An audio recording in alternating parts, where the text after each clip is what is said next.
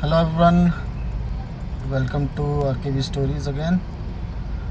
आज हम एक नेशनल टॉपिक पे बात करना चाहता हूँ। नेशनल क्या इंटरनेशनल टॉपिक है। मतलब इस समय जो सबसे बड़ी प्रॉब्लम है पूरे वर्ल्ड में, जो सबसे बड़ा इशू है या सबसे बड़ी जो चिंता है सभी देशों की, उसी पे बात करेंगे। तो सबसे बड़ी टेंशन जो है इस समय वो है फ्यूल, एनर्जी क्राइसिस, ठीक है ना। और आपको ही पता है कि इस समय पूरा ही entire world is dependent on fossil fuels. जितना भी हम पेट्रोल डीजल यूज़ कर रहे हैं, इसी पे ही सबसे ज़्यादा हम लोग डिपेंडेंट हैं। और क्यों डिपेंडेंट हैं? क्योंकि हमारी सारी दिनचर्या की जो सारी चीज़ें हैं, हमारी ट्रैवलिंग है, हमारा फूड है, हमारी मतलब कोई भी चीज़ आपकी लाइफ की जो भी सबसे ज़रूरत वाली चीज़ है वो इसी चीज़ पे डिपेंडेंट है, फ्यूल पे। क्योंकि फ्यूल से ही आपकी गाड़ियाँ चल रही हैं, फ्यूल से ही आपका सामान आ रहा है ट्रकों या बाकी और ट्रैवल के माध्यम से। और पूरी दुनिया एक तरह से इस पहियों पे ही चल रही है, और ये पहियों को चलाता है आपका फ्यूल, फॉसिल फ्यूल। मेजरली जो आज के समय हम यूज़ कर रहे हैं फॉसिल फ्यूल है जो हम यूज़ करते हैं। और इसी डिपेंडेंसी की वजह से मतलब किसी भी गल्फ़ कंट्रीज़ या फिर जो नेशंस हैं जो ये फ्यूल प्रोड्यूस करते हैं, उनको अगर हम छोड़ दें तो मैक्सिमम जो वर्ल्ड है वो इस समय उसका जो मैक्सिमम इंपोर्ट है वो इंपोर्ट फ्यूल का ही है। और इंडिया का जो मैक्सिमम इंपोर्ट का जो बर्डन है हमारा, वो फ्यूल का ही है। और उसी वजह से आपका जो पूरा इंटरनेशनल पॉलिटिक्स है वो सारा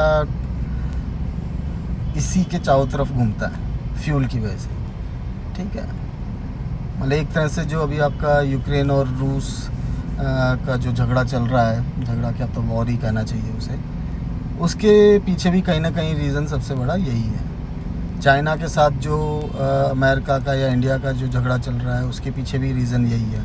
क्यों? क्योंकि आप जो साउथ चाइना सी का जो रूट है, वो रूट छोटा से छोटा करना चाहते हैं, जिससे कि आपकी जो शिपिंग कॉस्ट है वो कम से कम आए। तो अल्टीमेटली जो सारी चीज़ें हैं दैट डिपेंड्स ऑन बिजनेस, और बिजनेस डिपेंड करता है आपकी कॉस्टिंग पे। और कॉस्टिंग का जो सबसे बड़ा पार्ट होता है, अगर बिजनेस के पॉइंट ऑफ व्यू देखो, तो वो आता है आपकी लॉजिस्टिक्स, ठीक है। एक सामान को दूसरी जगह पे, एक जगह से दूसरी जगह पे पहुंचाने में जो खर्चा आता है ना, ये दुनिया का सबसे बड़ा बिजनेस है और सबसे बड़ा बिजनेस फैक्टर है किसी भी चीज़ के लिए। और इसी के इर्द गिर्द जो है हमारी सारी वर्ल्ड पॉलिटिक्स, इंटरनेशनल पॉलिटिक्स इसी के इर्द गिर्द चलती है। लेकिन अब दुनिया की सबसे बड़ी प्रॉब्लम क्या है? फिर यही है, ठीक है ना। इसी की वजह से आपके जो बाकी इश्यूज़, जो ग्लोबल इश्यूज़ आपके सामने आ रहे हैं, ग्लोबल वार्मिंग का इशू आप कह लो, आपके जो आपका एनवायरनमेंट चेंज के जो इश्यूज़ आ रहे हैं, वो भी सब इसी से रिलेटेड है, इसी के साइड इफ़ेक्ट्स हैं, ठीक है। और इसी पे अब पूरी दुनिया का जो फोकस है, पूरे वर्ल्ड का जो फोकस है, वो इसी चीज़ के ऊपर है कि कैसे इस चीज़ को हम कम करें, इसकी डिपेंडेंसी कम करें, ठीक है ना। और सबसे जो आयरनी है इस पूरी सिचुएशन की, वो है कि इन चीज़ों पे वो कंपनीज़ काम कर रही हैं जिनका इससे कोई लेना देना नहीं है। बड़ी बड़ी एनालिटिक्स की कंपनीज काम कर रही हैं, बड़ी बड़ी कोरियर सर्विसेज काम कर रही हैं, कैसे वो अपनी कॉस्ट कम करें, कैसे हम जो है ना अपना रूट को सबसे ज़्यादा से ज़्यादा ऑप्टिमाइज़ कर सकें। अब जैसे आपका जो मैं बता रहा हूँ, जो साउथ चाइना सी का जो इशू है, उसमें भी क्या चल रहा है? यही चल रहा है कि किस तरह से हम अपने रूट्स को छोटा करें और जिससे कि हमारा फ्यूल कॉस्ट कम हो। लेकिन ये चीज़ पता नहीं क्यों लोग भूल जाते हैं कि इसमें जो सबसे बड़ा योगदान, सबसे बड़ा जो कंट्रीब्यूशन जो दे सकता है ना, वो केवल एक इंडस्ट्री है, और जिसको शायद दुनिया ने बहुत ही छोटा आंका हुआ है। गैस कर सकते हो कौन सी इंडस्ट्री है वो? कमेंट करके बताओ मुझे आप, किस इंडस्ट्री की मैं बात कर रहा हूँ। और इंडिया जो कि एक 1.3 बिलियन लोगों का एक देश है, इसमें तो वो इंडस्ट्री का बहुत बड़ा योगदान हो सकता है अगर वो कुछ करें तो। जिनको करना चाहिए ना वो कर नहीं रहे हैं, और जिनका करने का कोई मतलब नहीं है, ठीक है। और जिनको भी करना चाहिए, देखो इस इतनी बड़ी क्राइसिस है, इतना बड़ा प्रॉब्लम है पूरी वर्ल्ड के सामने, तो कंट्रीब्यूशन तो सबको ही देना चाहिए डेफिनेटली। लेकिन जिनका कंट्रीब्यूशन सबसे ज़्यादा यील्ड दे सकता है ना, वही कुछ नहीं कर रहे हैं। और मैं जिस इंडस्ट्री की बात कर रहा हूँ वो इंडस्ट्री है ऑटोमोबाइल इंडस्ट्री, ठीक है ना।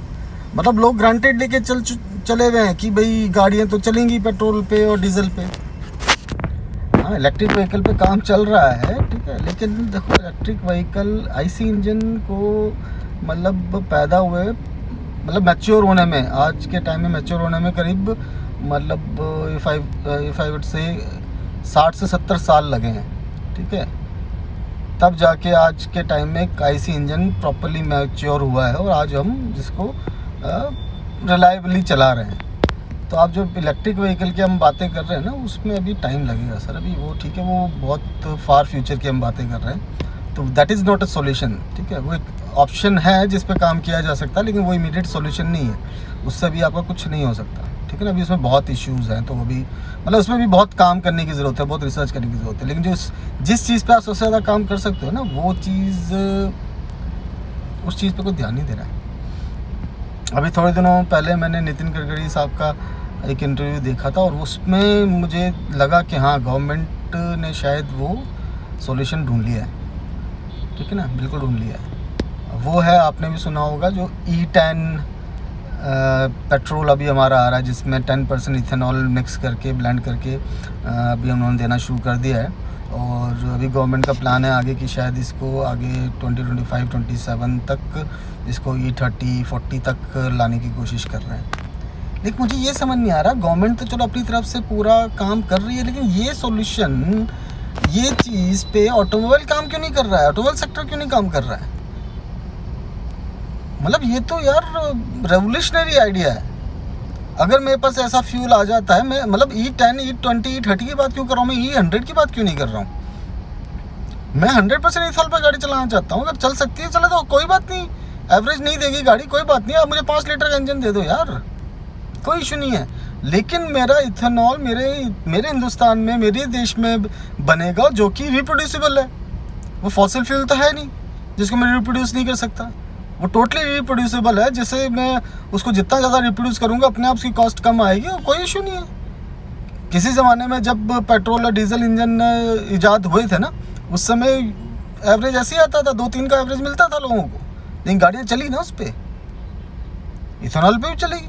यार आप लोग काम तो करो उस पर, आप इंजन डेवलप करो। अगर इथेनॉल पे इंजन आप डेवलप कर लेते हो कि 100% इथेनॉल पे अगर गाड़ी चल सकती है, भाई साहब ये टेक्नोलॉजी पूरा वर्ल्ड ऑर्डर चेंज कर देगी। ये आज के समय जो हम इतने बड़े ग्लोबल इश्यूज देख रहे हैं ना, बिकॉज जो डिपेंडेंसी हो चुकी है हमारी ऑयल प्रोड्यूसिंग कंट्रीज़ के ऊपर, और उसकी वजह से जो सारे पॉलिटिकल तमाशे होते हैं, जो नाच चल रहा है यहाँ पे वर्ल्ड में ना, ये पॉलिटिकल जो ये अब कहना नहीं चाहिए मुझे, लेकिन जो चल रहा है ना वो सही नहीं चल रहा है। और केवल उसका एक ही रीज़न है, बस यही है, because we are dependent on fuel, on fossil fuels. एक बार अगर हमने इथेनॉल पे, हमारी मैन्युफैक्चरिंग कंपनीज़ ने, महिंद्रा, टाटा, मारुति, इतनी बड़ी बड़ी कंपनीज़ हैं यार, इनके पास इतने बड़े बड़े रिसर्च सेंटर्स हैं, ठीक है, ये अगर थोड़ा सा इंडिपेंडेंटली सोचें और गवर्नमेंट भी इनका अगर साथ दे ना, तो कोई ज़रूरत नहीं है आपको डीजल और पेट्रोल पे गाड़ी चलाने की। CNG की तो मैं बात ही नहीं कर रहा हूँ। आप डीजल और पेट्रोल की टोटली रिप्लेस कर दोगे, इथेनॉल अगर आ गया ना, तो फिर तो आपको ज़रूरत नहीं है इलेक्ट्रिक व्हीकल की।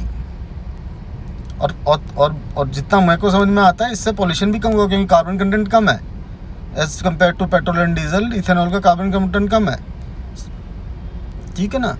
तो इसमें आपका एनवायरनमेंट भी सेव होगा और आपकी जो पॉलिटिकल डिपेंडेंसी है वो भी कम होगी। हाँ, टोटली ऑब्वियसली हमें ज़ीरो एमिशन की तरफ जाना चाहिए, लेकिन वो अभी नियर फ्यूचर में होने के चांसेस बहुत कम हैं, ठीक है। तो उस पर तो आपको पैरेलली काम करते रहना चाहिए, लेकिन इमीडिएट जो सॉल्यूशन है, जो आप नेक्स्ट मतलब 2 to 3 years 5 years में दे सकते हो, और दे सकते हो, दिया है। जब इन पर डंडा आता है ना, तो ऑटोमोबाइल सेक्टर काम करता है। मुझे याद है जब BS4 चल रहा था, BS4 से जब BS5 को स्किप करके सीधा हम BS6 पे आए थे, इतना बड़ा हंगामा हुआ था ऑटोमोबाइल सेक्टर में। उन्होंने टोटली हाथ खड़े कर दिया कि जी हमसे होगा ही नहीं, हम हो ही नहीं सकता, हम कॉस्ट मीट ही नहीं कर पाएंगे उस टेक्नोलॉजी को लाने में। लेकिन किया। ये तो बहाने होते हैं इनके, क्योंकि ऑब्वियसली R&D में पैसा खर्च होता है और उस पैसे को कंपनसेट इनको खुद ही करना पड़ता है। गवर्नमेंट तो ऑब्वियसली 3 चीज़ों पे, लेकिन नहीं करना तो भाई आपको पड़ेगा, क्योंकि आप करोगे तो ये मतलब देश हित नहीं है, ये विश्व हित की बात है। इनको आपको समझना पड़ेगा। और एक बार आपने जिसने कर दिया सबसे पहले ना, आप समझ लो कि उसके बारे में हो जाएंगे। अगर मैं बिजनेस पॉइंट ऑफ व्यू से ही बात करूँ तो प्लीज़ यार इथेनॉल पे ध्यान दो। This can be the future of world. और ये अगर हो गया तो मुझे नहीं लगता फिर हमें मतलब कोई आगे बढ़ने से, इस देश में आगे बढ़ने से रोक पाएगा। ठीक है ना। तो प्लीज़ इस पे मेरा सबसे रिक्वेस्ट है गवर्नमेंट से। गवर्नमेंट तो अपना काम कर ही रही है। मैं तो चाहता हूँ कि government in automobile manufacturing companies को सपोर्ट करे। और ऑटोमोबाइल मैन्युफैक्चरिंग कंपनीज़ को मैं रिक्वेस्ट करना चाहता हूँ कि प्लीज़ इस पे इनिशिएटिव लो। आप अपने R&D को इस पे काम पे लगाओ और प्लीज़ एक अच्छा से अच्छा सॉल्यूशन देश को दो, वर्ल्ड को दो। और मैं देखना मतलब इस देश के वारे न्यारे हो जाएंगे, मतलब चीज़ें ही चेंज हो जाएंगी। एक बार अगर ये हो गया ना, मैं कह रहा हूँ बिल्कुल चीज़ें चेंज हो जाएंगी। चलो, थैंक यू। जय हिंद, जय भारत।